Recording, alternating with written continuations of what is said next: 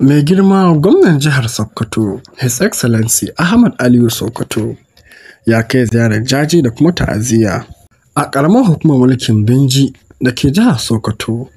bayan wani iftila'in 'yan ta'adda da ya faɗa ma wannan ƙaramar hukumar mulki, inda 'yan bindiga suka shiga wani gari suka ƙona wurare tare da kuma hallaka wasu.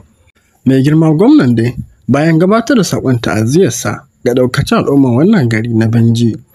ya gabatar da maƙudan kuɗaɗe ga ɗaukacin waɗanda suka samu jikita ko rauni, inda kuma ya raba tirela biyu ta kayan abinci da ya haɗa da shinkafa, masara da sauransu domin su rage raɗaɗi bisa wanga iftila'i da ya same su.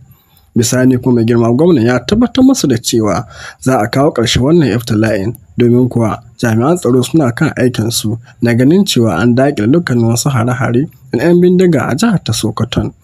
Me na ku ra'ayi a kai? Wani kalar fata kuke wa mai girma gwamna Ahmad Aliyu a jihar ta Sokoto?